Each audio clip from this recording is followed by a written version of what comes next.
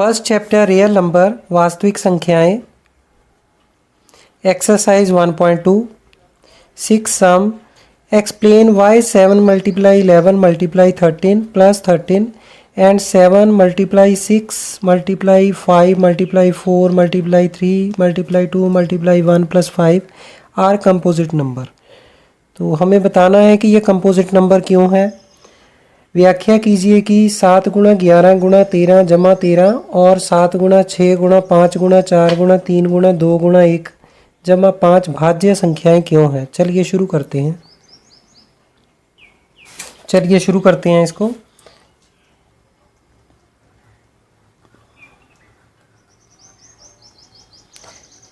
पहले लिखेंगे हम पहली संख्या।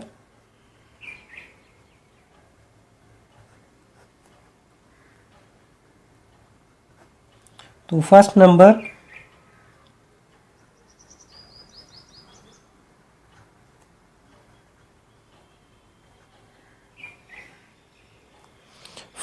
है हमारे पास 7 मल्टीप्लाई 11 मल्टीप्लाई 13 प्लस 13। चलिए इसको कैलकुलेशन करेंगे हम, देखते हैं कौन सी संख्या हमें प्राप्त होती है। इन दोनों में भी देखिए 13 कॉमन है, तो यहाँ पर रह गया 7 मल्टीप्लाई 11 प्लस 1। तो 11 को 7 के साथ करेंगे मल्टीप्लाई 77 आ जाएंगे। 11 गुणा 7 77 जमा 1, तो 77 प्लस 1 आ गए 78। तो इसको अब हम मल्टीप्लाई करेंगे तो हमारे पास आ जाएंगे 1014। तो ये संख्या हमें पहले देखनी है कि कॉम्पोजिट नंबर है या प्राइम नंबर है। तो देखते हैं इसको हम कैलकुलेशन करके। तो इसके पहले फैक्टर करेंगे हम।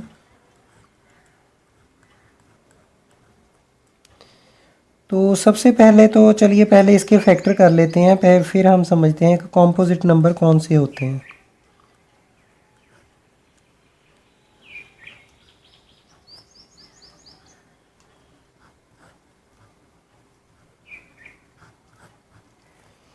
तो 1014 के फैक्टर हमारे पास आ गए 2 मल्टीप्लाई 3 मल्टीप्लाई 13 मल्टीप्लाई 13 मल्टीप्लाई 1।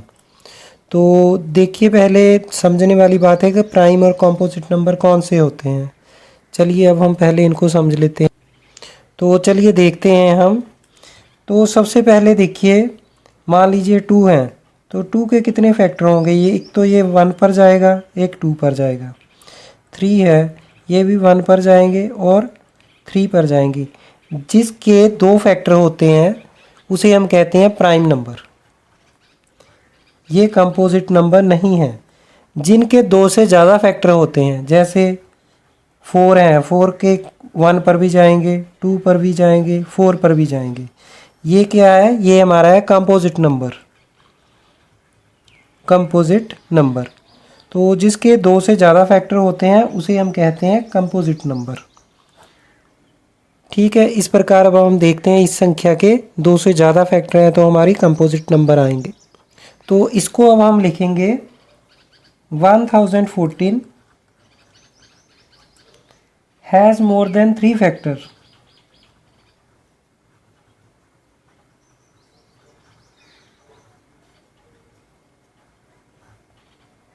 यहाँ से आप देख सकते हैं इसके 3 से ज़्यादा फैक्टर हैं, तो ये कौन सा नंबर है, कंपोजिट नंबर। इसलिए therefore 7 multiply 11 multiply 13 plus 13 is a composite number.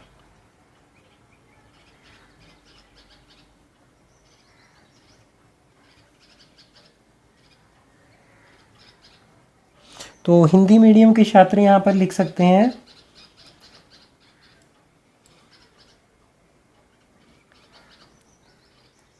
7 multiply 11 multiply 13 plus 13 एक भाज्य संख्या है।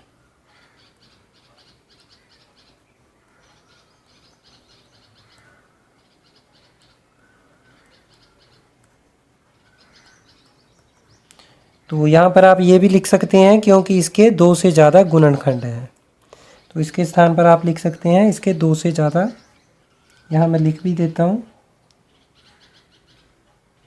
क्योंकि इसके 2 से या 3 से ज़्यादा, इसके 3 से अधिक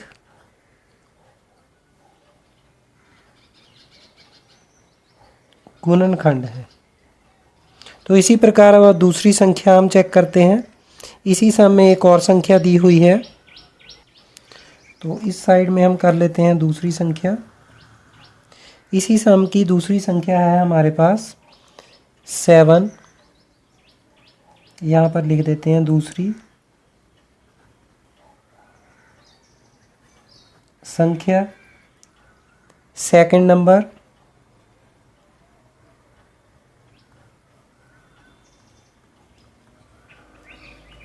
सेकंड नंबर हमारे पास क्या है, आप इक्वेशन में देख सकते हैं। सेकंड नंबर है 7 × 6 × 5 4 3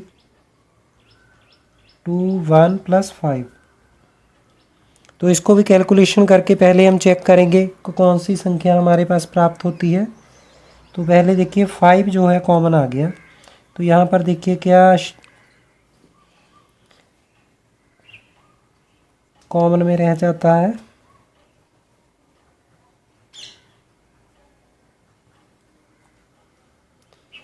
तो इसकी अब हम कैलकुलेशन करेंगे। तो दूसरी संख्या है हमारे पास 5 कॉमन आ जाएंगे, और ये हमारे पास कैलकुलेशन देख लेते हैं करके हमारे पास क्या आता है। 5 × 7 × 6 42, 42 × 4 168। तो इसको कैलकुलेशन करेंगे, ये आ जाएगी हमारे पास 1009 × 1। इसके भी देखिए 2 से ज़्यादा फैक्टर हैं, तो ये भी कौन सा है, कंपोजिट नंबर है। तो यहाँ पर हम लिखेंगे, तो इसको कैलकुलेशन करेंगे तो ये आ जाएंगी हमारे पास 5000 एक आ जाएगा, 45 एक आ जाएंगे। तो यहाँ पर अब हम लिखेंगे 5045 has more than 2 factor.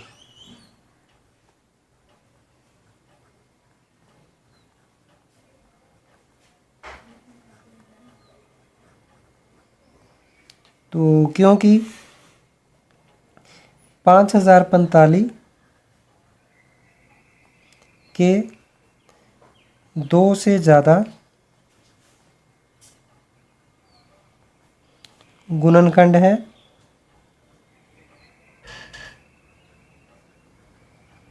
Therefore कौन सी संख्या थी हमारे पास, 7 × 6 × 4 3 2 1 + 5 क्या है, ये इज ए कंपोजिट नंबर।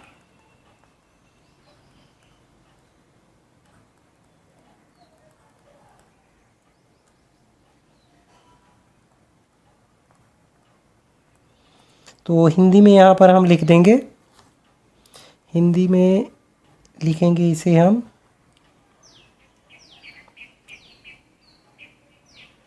7 × 6 × 5 × 4 × 3 × 2 × 1 + 5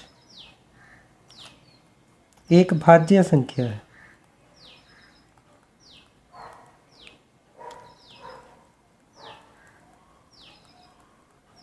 आप इनकी इतनी बड़ी ये मत देखिए कि मल्टीप्लाई में 7 × 6 या 5 या जो भी है, ये कैलकुलेशन करके एक संख्या ही बनती है, इसलिए इसे हम डिनोट संख्या के द्वारा ही करेंगे। तो इस प्रकार ये हमारा सम जो है सॉल्व हो जाएगा। चलिए नेक्स्ट सम है हमारे पास, तो देखते हैं मैथ में क्या है इसकी इक्वेशन। 7th सम है हमारे पास, there is a circular path around a sport field, Sonia takes 18 minutes to drive 1 round of the field while Ravi takes 12 minutes for the same. Suppose they both start at the same point and at the same time and go in the same direction. After how many minutes will they meet again at the starting point. तो seventh sum है, किसी खेल के मैदान के चारों ओर एक वृत्ताकार पथ है। इस मैदान का एक चक्कर लगाने में सोनिया को 18 मिनट लगते हैं, जबकि इसी मैदान का एक चक्कर लगाने में रवि को 12 मिनट लगते हैं। मान लीजिए वे दोनों एक ही स्थान और एक ही समय पर चलना प्रारंभ करके एक ही दिशा में चलते हैं। कितने समय बाद वह पुनः प्रारंभिक स्थान पर मिलेंगे। चलिए शुरू करते हैं। Seventh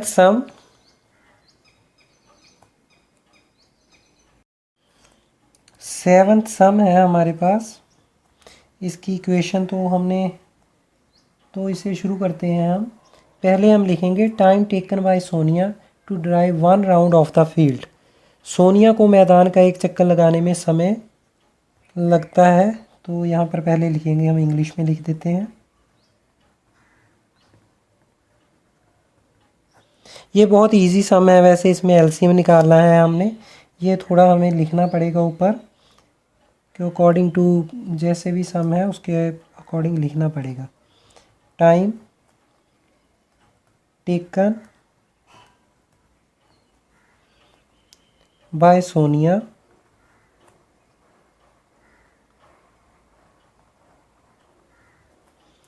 to drive 1 round of the field, to drive 1 round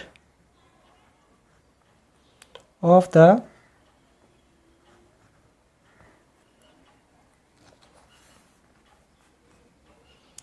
field। तो कितने समय लगता है जब सोनिया एक चक्कर लगाती है, तो इज इक्वल टू आ जाएगा 18 मिनट। तो 18 मिनट का समय लगता है। इसी प्रकार ही time taken by Ravi to drive 1 round of the field is equal to 12 minute. तो इसको अब हम हिंदी में भी लिख देते हैं। सोनिया को मैदान का एक चक्कर लगाने में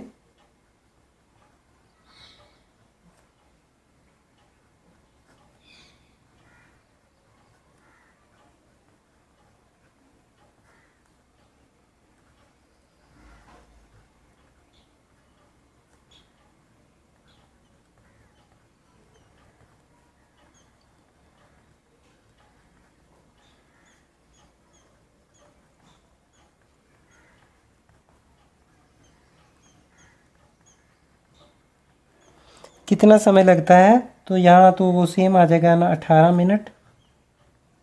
ये हिंदी मीडियम वाले छात्र लिख सकते हैं। तो इसी प्रकार यहाँ Ravi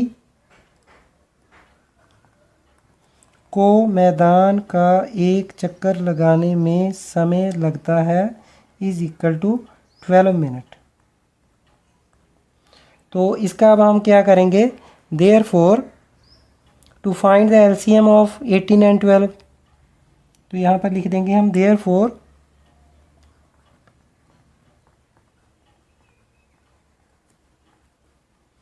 to find the LCM of 18 and 12। तो 18-12 का एलसीएम फाइंड आउट कर लेंगे तो हमारा आंसर आ जाएगा। चलिए इसका अब जल्दी से हम एलसीएम निकाल लेते हैं। तो हिंदी मीडियम वाले यहाँ पर लिख सकते हैं छात्र, इसलिए 18 और 12 का एलसीएम ज्ञात करने के लिए।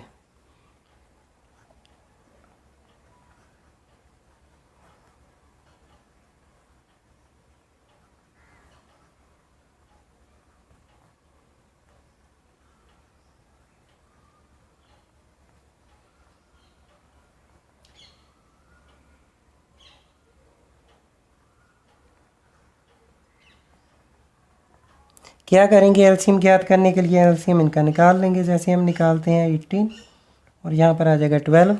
पहले 2 के टेबल पर गया, 2 पर गया, ये आ जाएगा 9, यहाँ आ जाएगा 6। अब जाएगा ये फिर 2 पर, 9 3। तो देखिए फिर 3 पर जाएगा, ये 3 3 और 1, फिर 3 पर और 1 1। ये हमारा एलसीएम आ गया। इसको अब हम मल्टीप्लाई करेंगे, तो LCM 18 and 12 is equal to 2 multiply 2 multiply 3 multiply 3 multiply 1, 2 into 2 4, 4 into 3 12, 12 into 3 36 minute. तो ये समय लगेगा इनको। ठीक है, नीचे अब हम लिख देंगे इसे।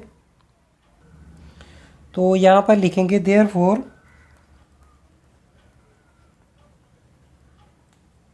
they will meet again at the starting point after 36 minutes।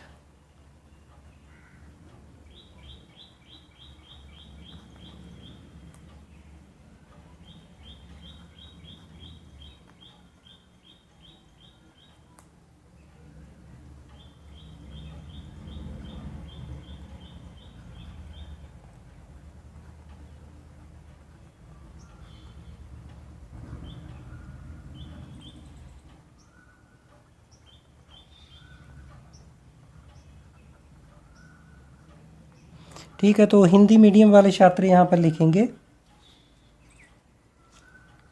इसलिए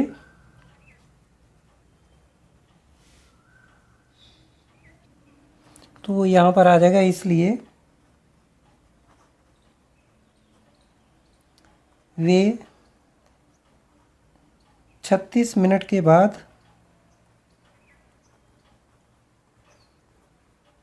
शुरुआती बिंदु पर फिर से मिलेंगे, या प्रारंभिक कह सकते हैं आप, शुरुआती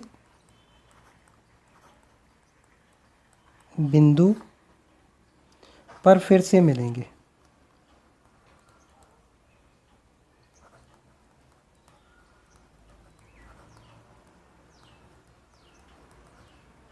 तो ये हमारा आंसर आ जाएगा।